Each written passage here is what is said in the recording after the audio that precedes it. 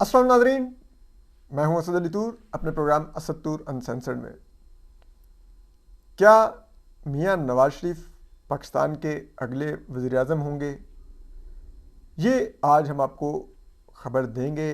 क्या फ़ैसला हो गया है, हालात क्या बता रहे हैं, और मियां नवाज शरीफ जो पाकिस्तान के 3 दफ़ा वज़ीर-ए-आज़म रहे, मुंतखब वज़ीर-ए-आज़म रहे, क्या वो चौथी दफ़ा वज़ीर-ए-आज़म बनने जा रहे हैं? तो उनकी क्या लेगेसी होगी और क्या चीज़ें वो सोच रहे हैं, क्या कर रहे हैं, इस सब पर आज आपसे बात करेंगे। आपको बताएंगे ख़बरें भी और हालात व वाक़यात भी। देखिए, पाकिस्तानी जो मिलिट्री इस्टेब्लिशमेंट है ना, इसकी एक बड़ी खूबसूरती है, ये कभी कोई चीज़ खुफिया अंदाज में नहीं करते। ये ऐलानिया करते हैं कि ये इस दफ़ा हमारा दुश्मन है, ये इस दफ़ा हमारा घोड़ा है जिस पे हमने बेट की हुई है, और चाहे आवाम जो मर्ज़ी सोचती हो, ये जो कि पहले 22 करोड़ थी, अब 25 करोड़ आवाम हमारे लिए एक भेड़ों के रेवड़ से ज़्यादा हैसियत नहीं रखती। जिस तरह चाहेंगे चलाएंगे, जिस तरह चाहेंगे इनको ट्रीट करेंगे, डंडे के ज़ोर के ऊपर, बंदूक के ज़ोर के ऊपर, और आवाम की विल गई भाड़ में। तो इसलिए अब जो चीज़ें चल रही हैं वो बड़ी क्लियर हैं। अब मियां नवाज शरीफ के ख़िलाफ़ जो कुछ माजी में 2018 में हुआ, सब का सब कुछ फ्रिवलेस साजिश थी, इसमें किसी को कोई डाउट ही नहीं है, ठीक है। और उस वक्त भी सबको पता था, अवाम को भी पता था कि हमारे मुंतखब एक वज़ीर-ए-आज़म के ख़िलाफ़ इस वक्त military establishment general Qamar Javed Bajwa की सरबराही में ये सब कुछ कर रही है, और जनरल फैज़ हमीद जो है वो एक टूल है जो उसमें इस्तेमाल हो रहा है, वो उस जॉब को एग्जीक्यूट कर रहा है। अब चीज़ ये है कि जो हालात अब ने पलटा खाया है, मियां नवाज शरीफ साहब वतन वापस आ रहे हैं, उनका हक है ना।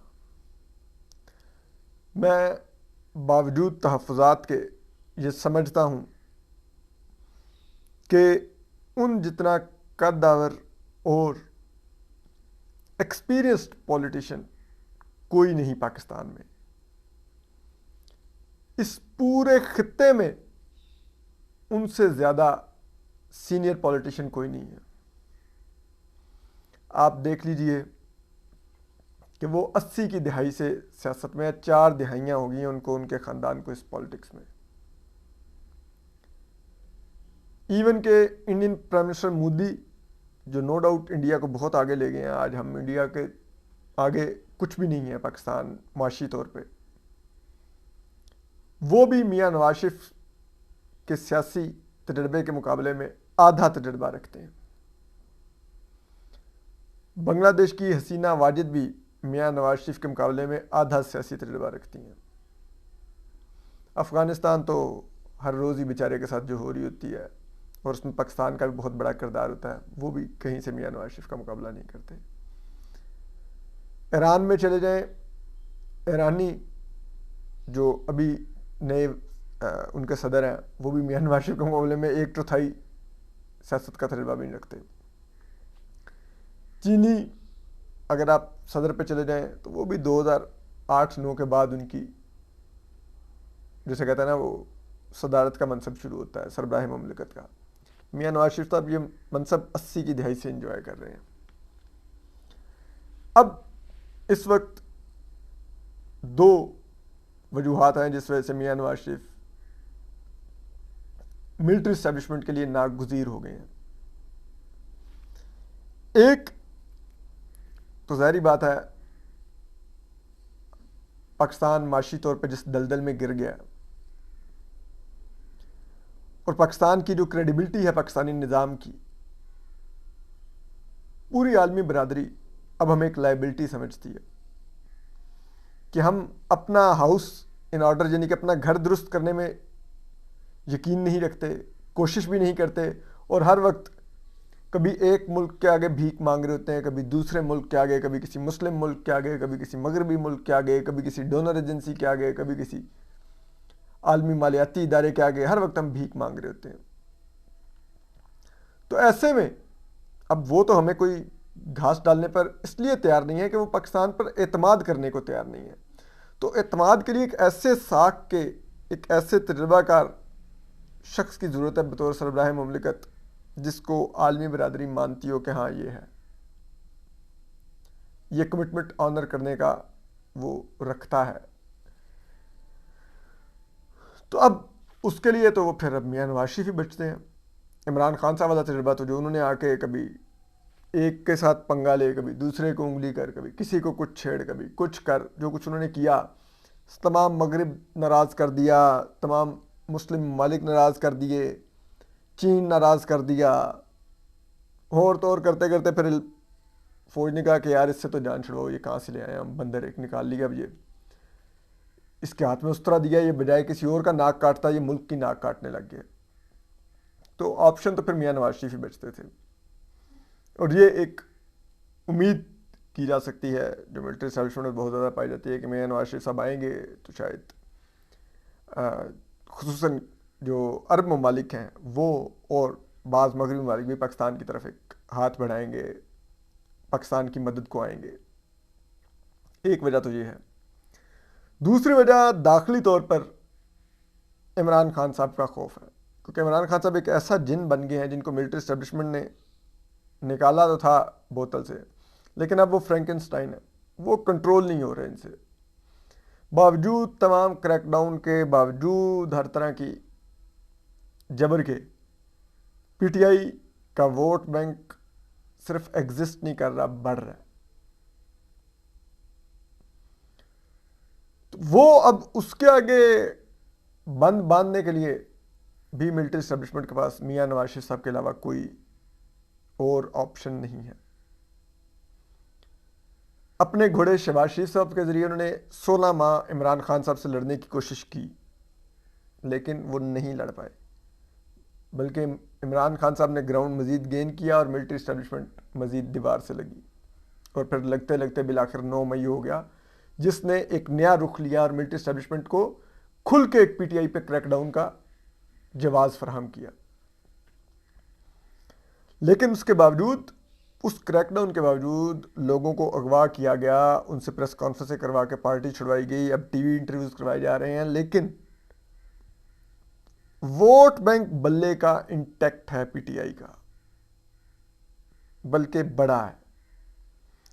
जो 16 माह की मिस गवर्नेंस थी मियां शहबाज शरीफ साहब की, उसकी वजह से वोटर में शदीद गुस्सा है, और वो उस गुस्से का इजहार जिस दिन भी इलेक्शन होंगे उस दिन बैलेट बक्स पे जाके करना चाहता है।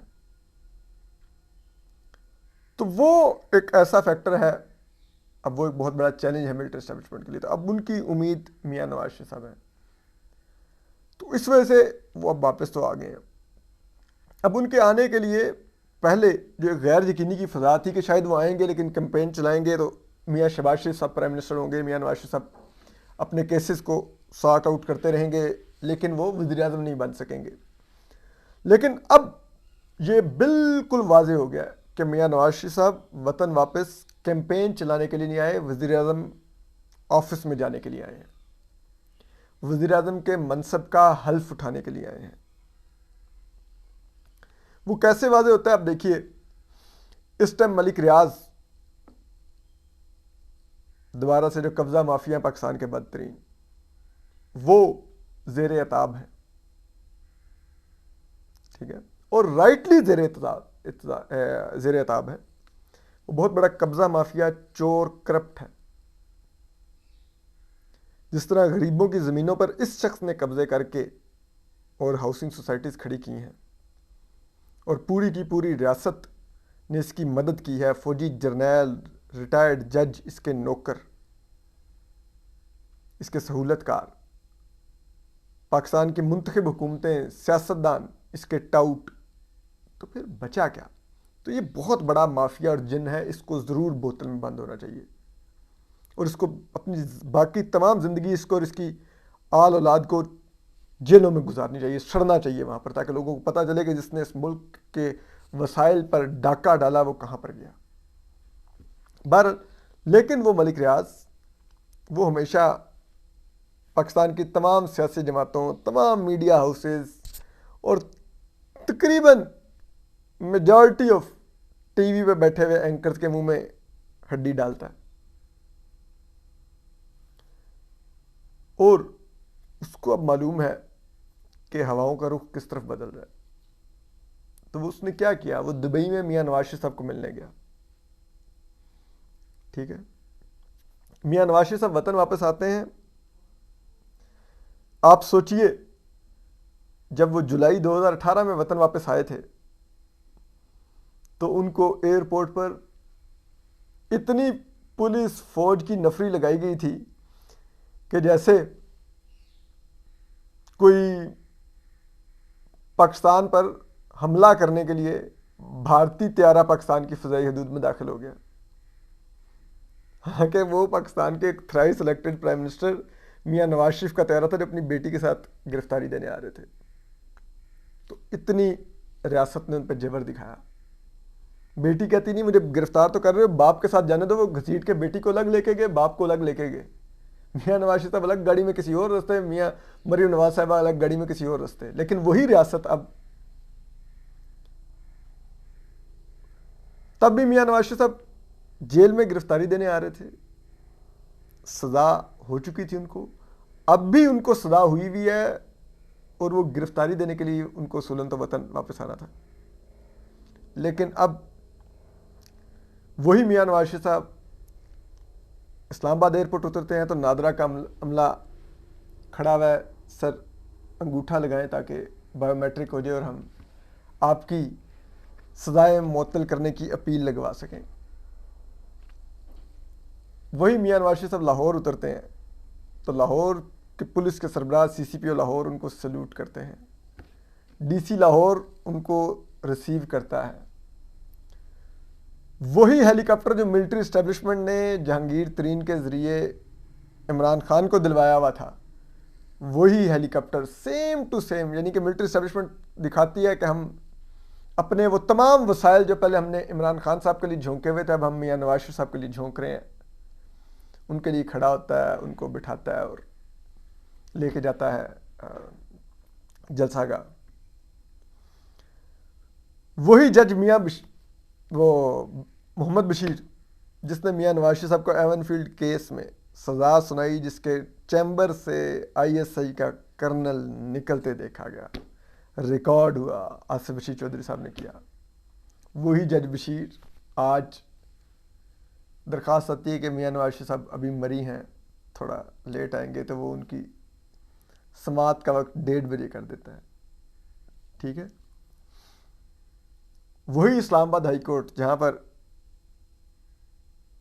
जस्टिस आमिर फारूक और जस्टिस मोहसिन अख्तर कियानी का बेंच बैठता है, मियां नवाज शरीफ साहब की अपीलें चल रही होती हैं और वो इस किस्म के रिमार्क्स देता है कि बाहर बैठ के एक मफरूर मुजरिम पाकिस्तान के अदालती निज़ाम पर हंस रहा होगा। अब वही इस्लामाबाद हाई कोर्ट है, वो 2:30 बजे तक मियां नवाज शरीफ साहब के लिए बेंच बैठा हुआ वेट कर रहा है कि वो आएंगे, और पुलिस की भारी नफरी है उधर लगी हुई। ठीक है, मोहसिन अख्तर कियानी साहब जो इन्हीं अपीलों को सुन रहे थे, उनको बेंच से हटा दिया गया। ठीक है, इसी जज बशीर के रूबरू आज एक और साबिक वज़ीर-ए-आज़म यूसुफ रज़ा गिलानी पेश हुए, तो आप उनका प्रोटोकॉल देख लीजिए। जब मियां नवाज शरीफ आए हैं उनका प्रोटोकॉल देख लीजिए। ठीक है, मैं अब भी कहता हूं कि ये तमाम की तमाम सज़ाएं और मुकदमात इंतहाई बोगस थे मियां नवाज शरीफ साहब के ख़िलाफ़। वो मियां नवाज शरीफ साहब को सियासत से बाहर करने की फ़ौजी साजिश का हिस्सा थे वो मुकदमात। उन मुकदमात को इस्तेमाल किया गया एक थ्राइस इलेक्टेड पॉलिटिशियन को, एक वज़ीर-ए-आज़म को, मियां नवाज शरीफ को मुल्क की सियासत से बाहर करने के लिए। ठीक है, लेकिन आज जब उनको रिवर्स भी किया जा रहा है तो वो इस अंदाज में किया जा रहा है कि हमें भी देख के हो रहा है कि यार ये किस अंदाज में करते हैं आप। ठीक है। अब हमारे बहुत से मेहरबान दोस्त ये आर्गूमेंट देते हैं कि नहीं, जब चीज़ें की गई गैर कानूनी थी तो ख़त्म भी गैर कानूनी तरीके से होंगी। तो फिर बात यह है कि फिर दोबारा गैर कानूनी तरीके से ये दीवार खड़ी भी कर दी जाएगी किसी भी वक्त मियां नवाज शरीफ साहब के लिए। तो अगर आज मियां नवाज शरीफ साहब वतन वापस आते हैं, वो सुप्रिटेंडेंट जेल की जगह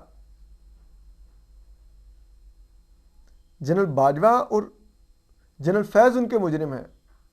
सुप्रिटेंडेंट जेल लाहौर तो एक बेचारा टूल था। आपको लगता है वो आईएसआई और फौज के आगे खड़ा होने का रिस्क ले सकता था कि वो मियां नवाज शरीफ के साथ खड़ा हो जाता? तो मियां नवाज शरीफ साहब उसको, सुप्रिटेंडेंट जेल को तो तनकीद का निशाना बनाते हैं, लेकिन जो असल मुजरिम है उनका नाम नहीं लेते। ये है मियां शहबाज शरीफ साहब ने पीएमएलएन के साथ किया कि एक थ्राइस इलेक्टेड प्राइम मिनिस्टर का लेवल वो आर्मी चीफ से एक सुप्रिटेंडेंट जेल पे लेके आ गए। लेकिन इसकी वजह समझ आती है कि मियां नवाज शरीफ साहब बहुत फूंक फूंक के कदम रख रहे हैं, क्योंकि मिलिट्री एस्टेब्लिशमेंट से एक डील है और वो नहीं चाहते कि कोई भी ऐसी ज़रा सी मिस्टेक हो कि वो डील डीरेल हो जाए। अब सवाल ये है कि ये तो क्लियर हो गया कि मियां नवाज शरीफ साहब अब प्राइम मिनिस्टर ही बनेंगे, there is no doubt in it. ज़रा ये बताते हैं कि मियां नवाज शरीफ साहब प्राइम मिनिस्टर बनेंगे और 2 साल तक तो प्राइम मिनिस्टर ऑफिस में रहेंगे।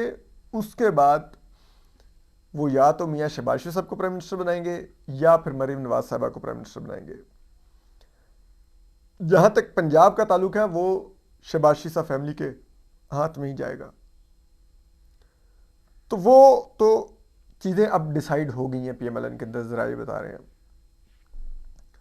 और मिलिट्री एस्टेब्लिशमेंट को भी मियां नवाज शरीफ साहब अब मुकम्मल तौर पर कबूल है। लेकिन वो कहते हैं ना, चिराग सबके बुझेंगे, हवा किसी की नहीं।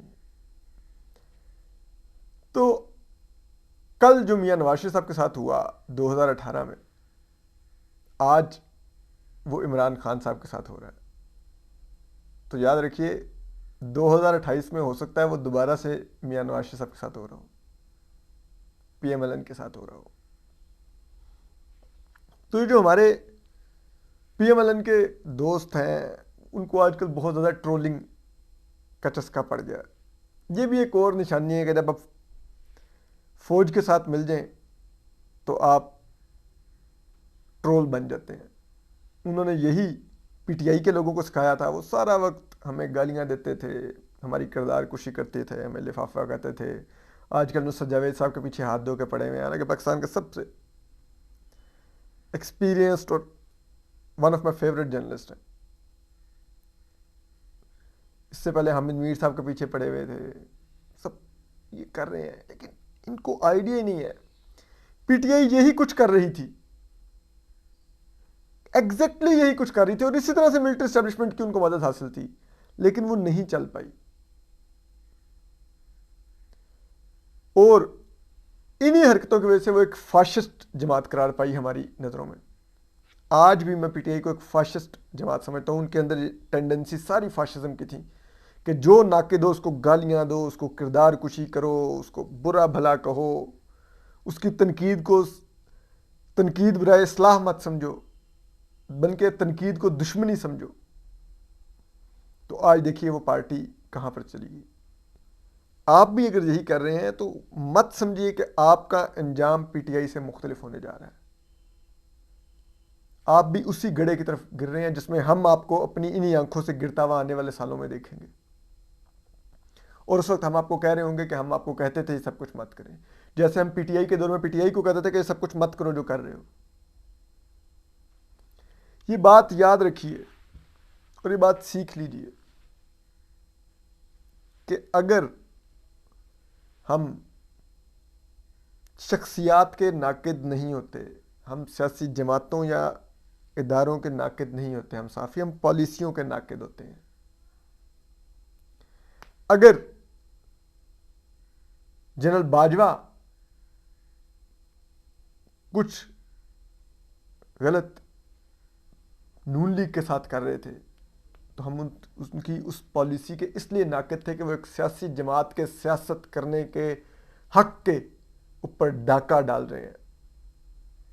वो अपने आइन में दिए गए दायरा कार से बाहर आ रहे हैं, वो अपने हल्फ की खिलाफ वर्जी कर रहे हैं। तो जब हम ये सब कुछ कह रहे थे तो इसका ये मतलब नहीं कि हम पीएमएलएन की सपोर्ट कर रहे थे। हम एक प्रिंसिपल की बात कर रहे थे। तो आज अगर वही काम आज की मिलिट्री एस्टैब्लिशमेंट करेगी, तो अगर हम उसको इस खूबसूरत पैकिंग में बेचने लग जाएं आपको कि नहीं ये वक्त की ज़रूरत है, अब पीटीआई इतना बड़ा जिन बन गई थी कि उसको कुचलने के लिए ये गैर कानूनी हथकंडे ही इस्तेमाल करने पड़े, वरना गुजारा नहीं था, वरना वो तो फिर वापस आ जाते, मुल्क तबाह कर देते। तो फिर इसका मतलब है कि हमारा मसला मिलिट्री इस्टेब्लिशमेंट के पॉलिटिशियंस पर क्रैकडाउन से नहीं है, सियासत और जमहूरियत को कुचलने से नहीं है, आइन को रद्दी की टुकड़ा बनाने से नहीं है, अदालतों को एक टूल से ज़्यादा समझने से नहीं है। उससे हमारा मसला नहीं है। इसका मतलब है अगर एक जर्नैल करे तो हम उसको तनकीद करें, दूसरा जर्नैल करे तो हम कहें कि ये तो ठीक कर रहा है, तो इसका मतलब है जो वो कर रहे होते हैं उससे हमें मसला नहीं होता, हमें जर्नैलों की शक्लों से मसला होता है कि ये जर्नैल की शक्ल मुझे नहीं पसंद तो मैं तनकीद करूंगा, ये जर्नैल मुझे क्यूट लगता है तो मैं कहूँगा यस सर, कर गुजरने सब कुछ। ये बात सीखने की। और अब मैं देखता हूँ ये जो मियाँ नवाज शरीफ हैं, ये अब क्या अपनी लेगेसी छोड़ के जाएंगे। ये कि जिस इदारे ने उनके साथ ये सब कुछ किया, मैं नहीं कहता कि उससे रिवेंज लेते, लेकिन वो ये तो कह रहे हैं मेरे साथ ज्यादती हुई, लेकिन आखिर में वो ज्यादती करने वाले के साथ ही मिल गए कि इक़्तिदार में उन्हें जाना था।